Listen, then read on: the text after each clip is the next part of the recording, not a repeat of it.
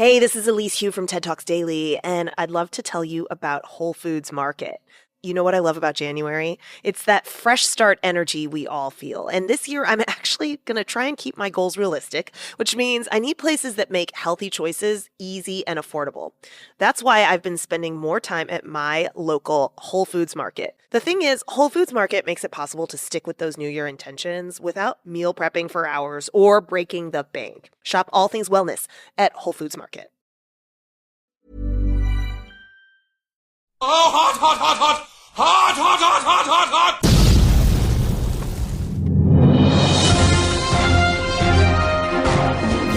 Hot topic.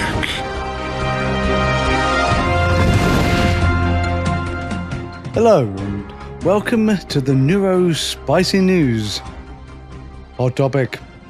Well, if you're looking for purpose in the current circus, if you're seeking respect and attention, if you're in need of a gig that'll make you feel big, come with me and put some folks in detention. Just last week was kind of tough. I put a kid in cuffs. I zip-tied a lady to a van. We can sneak around town, hunting folk and works around. I hear they've got a great benefit plan.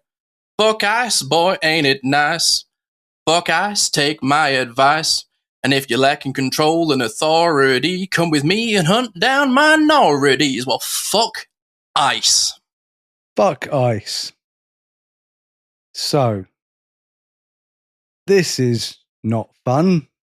No, not even close. First of all, we'd like to give our condolences to the family of Renee Good. And not just her, but all the people that have been hurt and families' lives ruined by basically idiot right-wing fascists in masks under the guise of a government agency. It's been horrific to watch all year, but there's been so many horrific things coming out of that administration. And, being from the UK, we can't see its day-to-day effect. We just know about it from speaking to our American friends, and seeing what we see on TV and on social media. But I think the most shocking thing about the death of a mother who just dropped off her 6-year-old child in Minnesota is it's so cut and dry that it's just murder. And I cannot fathom I cannot fathom how any mind, and I know that the MAGA are a cult. I get that they're brainwashed, they're a cult, and they will believe their cult leaders. But even at some point, you have to have seen the video that clearly shows this woman driving to the right. The ICE agent was in front of her, moves to the side, and then shoots her as she's moving to the right. And this is the thing, by the way, and I wanted to mention this before we get into this, that no one else that I've seen has mentioned this. But not only does the ICE officer kill a woman point blank, like it's some sort of crazy action movie that he's living his weird fantasy in, but she obviously dies immediately. And I'm sorry, like if that's triggering anyone, but that's what happened. He kills her, she dies. Then obviously her foot then slumps onto the accelerator and she rockets forward and then smashes into another car. What happens if there are people there? What happens if there's a kid there? What happens if there was a kid in that car? What happens if someone else got killed because of the reckless lunacy of a dangerous arsehole other people could have got massively injured. So like they can try and justify and spin this to domestic terrorism bullshit all they like.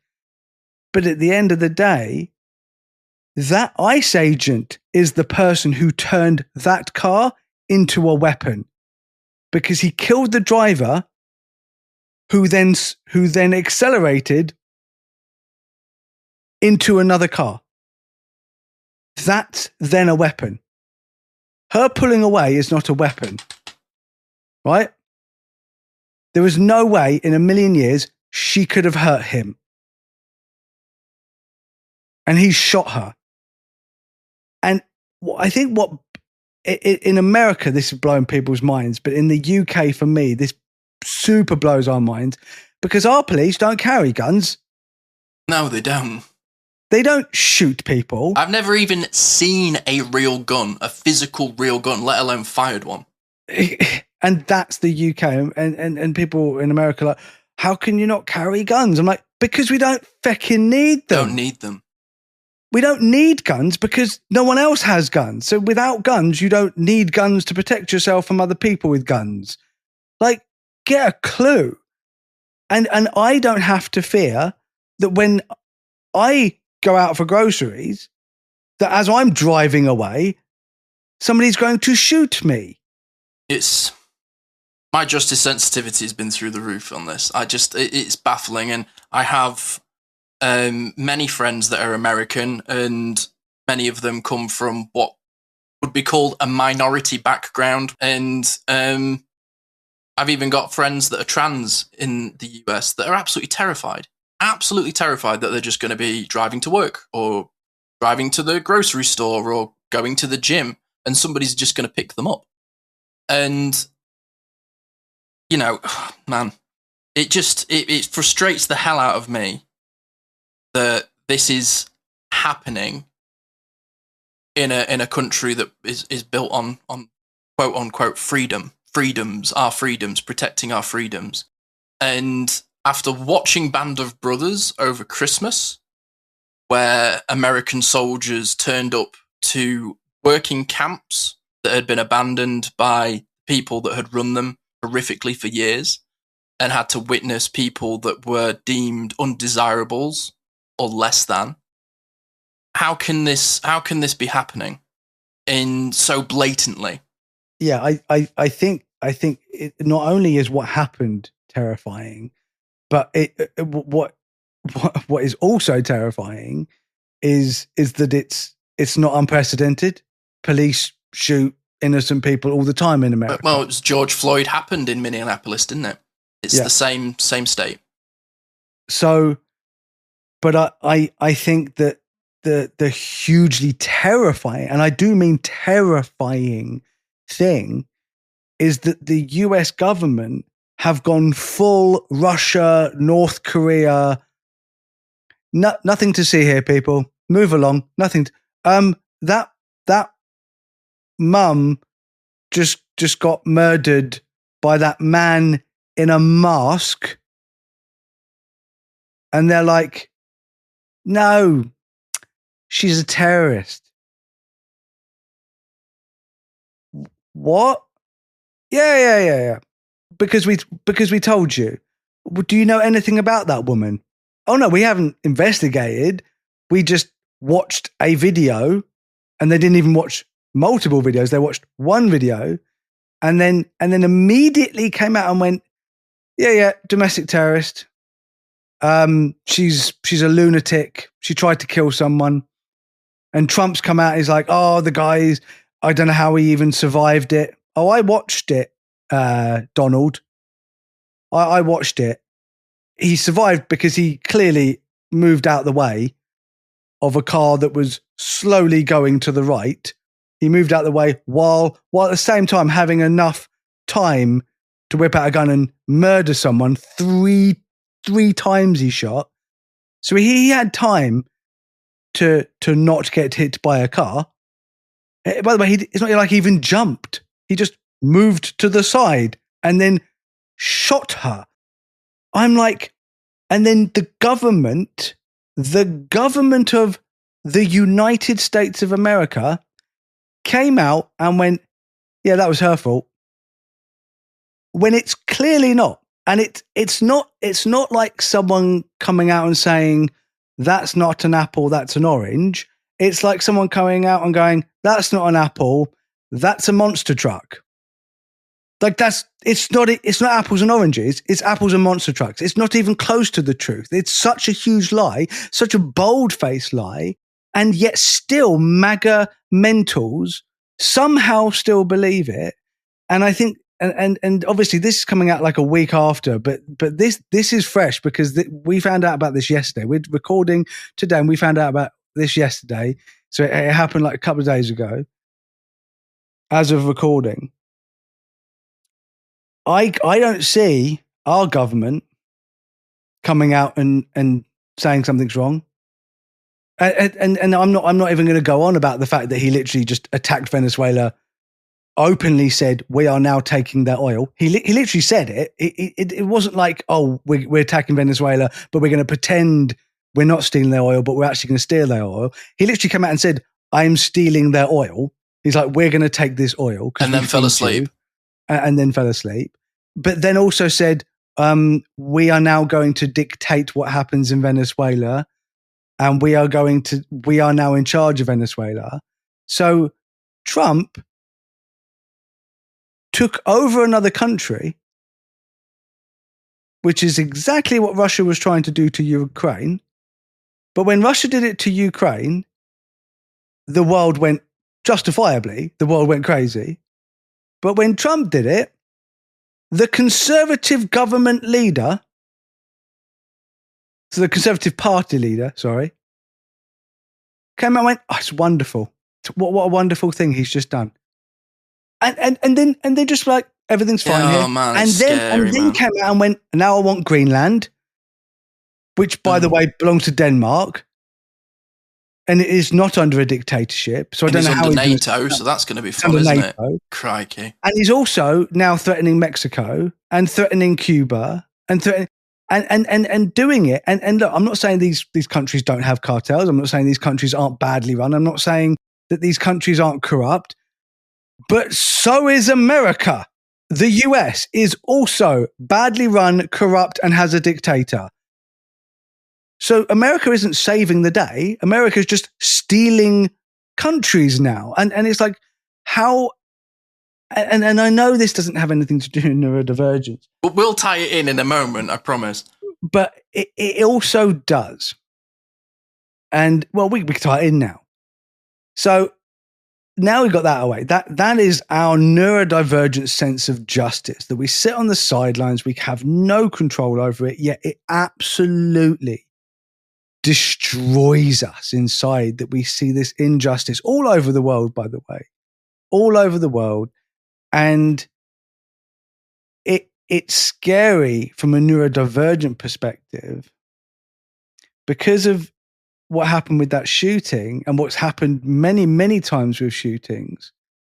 If they can turn around and say, this woman slowly driving her car away after dropping her 6-year-old child off at school is justifiably shot, what happens, and we've seen what happens when a neurodivergent person has a meltdown and an ICE agent just goes, they're attacking me, and fucking shoots them. And then the American government can come out and go, oh, and just make up whatever they want. So as far as I'm concerned, if I was in the US right now and I wasn't wearing a MAGA hat, I might just go and put one on just to be safe, which is the craziest shit I've ever thought in my life, that I would pretend to be one of these pieces of shit just so I didn't get killed. And that just reminds me of Nazi Germany. Yeah, it's the thing that scares me about this is it reminds me so much of a story that happened in April last year about a disabled Puerto Rican teen called Victor Perez who was killed in his front garden. He was having a meltdown. I don't know the entire details as to what prompted a state law officer to shoot this child dead, but he did. And it scares me, man. I'm not even in this country, and I am scared for not just members of my community, but just human beings and all around the world. And it reminds me of two quotes from popular media. You and I both love the TV show Andor, and it reminds me very much of a quote where they're discussing the Empire, and a character says, "They have no shame, do they? They don't even bother to lie badly anymore. I suppose that's the final humiliation." And that's how this makes me feel. It reminds me of the very famous quote from George Orwell's 1984, which was written post World War II, where he said, "The party told you to reject the evidence of your ears and eyes. It was their final, most essential command." And I feel like we are literally entering dystopia. Like, we've got wars opening up across multiple fronts. We've got a fascist leading the quote-unquote most free country in the world, where you can be stopped at a traffic stop and you can lose your life. That is not freedom. And as a neurodivergent person, where I think about walking the streets and being authentically myself and being true to myself or unmasking, at no point have I ever considered it may be a risk of my own life. And that exactly. Like, I know that the police in this country aren't well trained with neurodivergence. I can't say every single one of them. I'm not saying that, but as general, they don't understand. So I definitely fear, to a certain extent, that I could be arrested or even imprisoned for something, you know, when I'm not. But I don't think I'm going to be shot and killed without having to at least tell my side of the story. You know, have someone say, "Look, you know, he was having a meltdown." Maybe the worst is I get tased. Maybe that's the worst thing. Or cuffed. Or cuffed, yeah. But I don't think I'm going to be shot in the head. Or strangled to death. Or strangled to death. Or in solitary confinement and forgotten about for months. It's not the United States of America anymore. It's just the United States of Trump. It's the United States of amnesia, is what it is. We've got a country that's, you know, with the thing with Venezuela, have they not learnt from Afghanistan and Iraq? Have they not learnt from Vietnam? Well, no, what they learned is that those people went in and pretended stuff and then stole oil. Whereas Trump literally makes a Truth Social post and says, "I'm taking their oil." But the whole thing of MAGA is America first. And their idea of America first is steal resources from other countries. And I think they've enacted a law that's from like the 19th century, which was basically built to protect territories around the United States that were owned by the French and the British. We're talking, you know, the Caribbean and places like that, like Belize. And he's enacted a law that's nearly 200 years old to go, we will defend America from any aggressive states. And there's just the sort of hypocrisy over it, but there is sort of light at the end of the tunnel, my friend. And but it's what it creates that worries me. In the midterms, if the Democrats take back the Senate and Congress, but the Senate and the Congress, if the Democrats take hold of that and impeachment laws start, I worry about what's going to happen on the street, simply because we've now got demonstrations happening as of last week. Houston, Cincinnati, Washington, D.C., Philadelphia, just to name a few, where people are marching with placards calling for the abolition of ICE. People have laid tributes. This lady who has lost her life, and it's only a few blocks away from where George Floyd was murdered. And I really fear for this country. It's a country that I have many friends that live in. It's a country I've spent time in and have enjoyed and have loved going to. I've loved every time I have visited America. I've always had a wonderful experience. I've met beautiful people with good hearts and good souls. And I fear for our cousins across the pond, my friend. Yeah.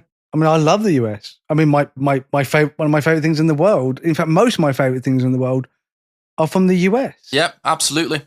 Nearly all of my special interests are rooted in American culture. All the cartoons I love are US. Music, all the books. games I love are made in the US.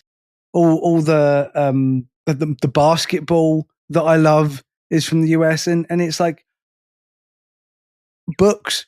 Like literally, Stephen King is from the US, and it's like I said books. It's like Stephen King's the only book person. I know what you mean. But for me, he's a book person. He's the only author that I absolutely am obsessed with.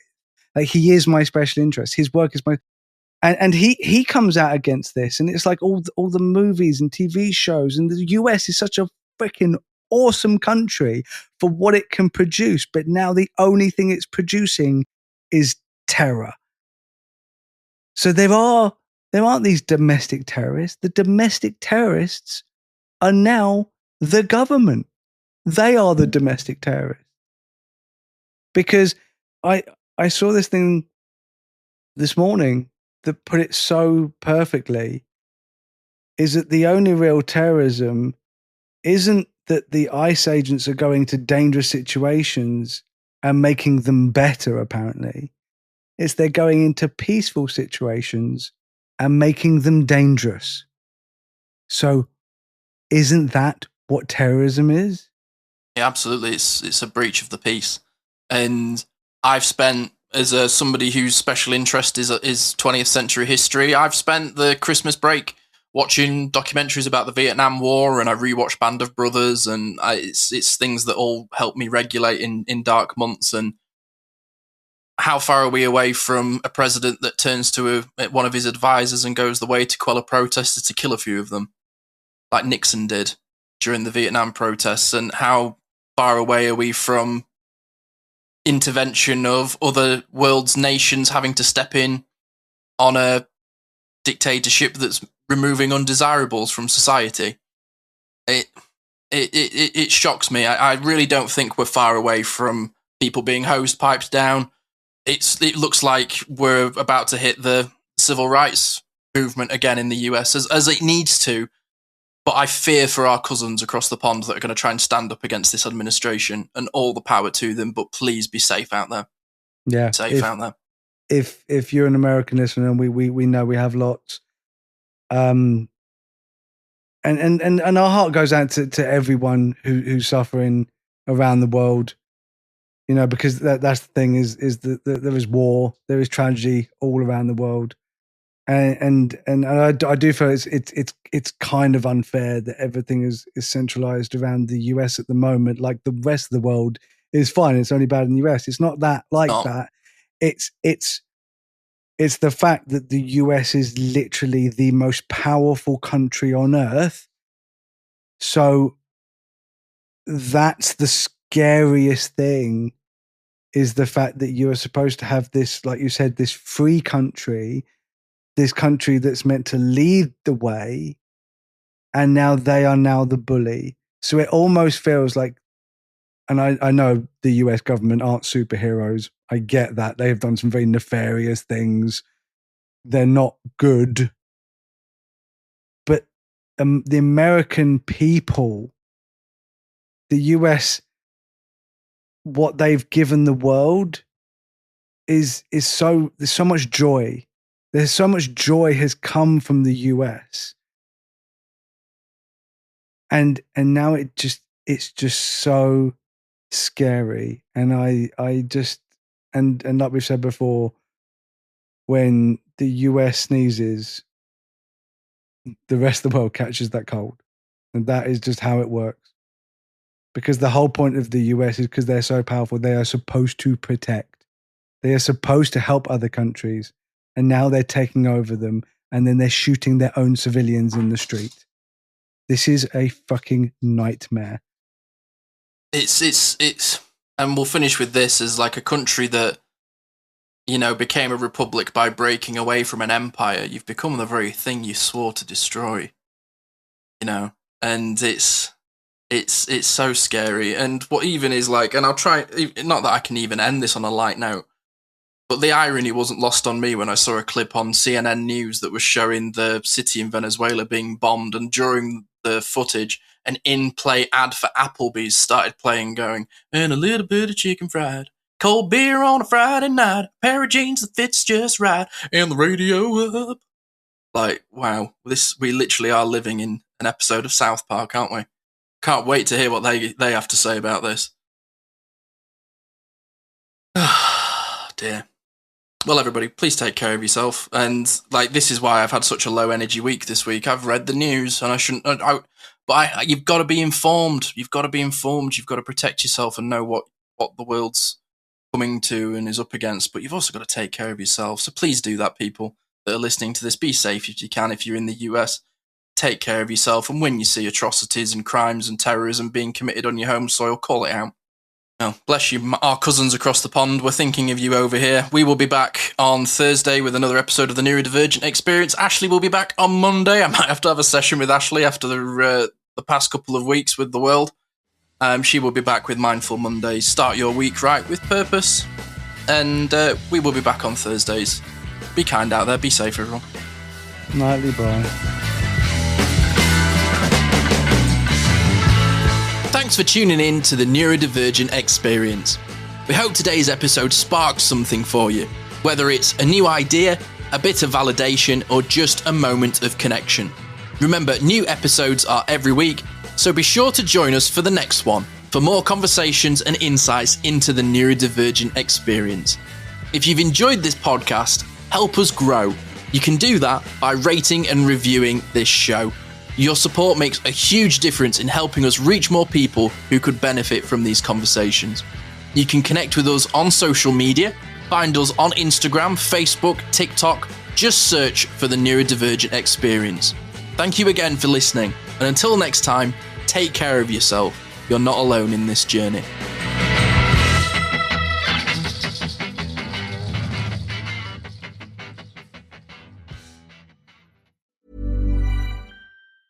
Dreaming of getting the all-new iPhone 17 Pro designed to be the most powerful iPhone ever? Then stay in bed and let a Boost Mobile expert deliver and set it up for you. Oh, actually, they will have to get up and open the door. Oh, right. Delivery available for select devices purchased at boostmobile.com. Terms apply. Here's how to stay alive longer so you can enjoy Boost Mobile's unlimited plan with a price that never goes up. Do not mistake a wasp nest for a piñata. Stay alive and switch now at Boost Mobile. After 30 gigs, customers may experience lower speeds. Customers will pay $25 a month as long as they remain active on the Boost Mobile Unlimited plan. Knock, knock. Ooh, who's there? A Boost Mobile expert, here to deliver and set up your all-new iPhone 17 Pro, designed to be the most powerful iPhone ever. You call that a knock-knock joke? This isn't a joke. Boost Mobile really sends experts to deliver and set up your phone at home or work. Okay, well, it's just that when people say knock-knock, there's usually a joke to go with it. Like I said, this isn't a joke. So the knock-knock was just you knocking? Yeah, that's how doors work. Get the new iPhone 17 Pro delivered and set up by an expert wherever you are. Delivery available for select devices purchased at boostmobile.com. Terms apply.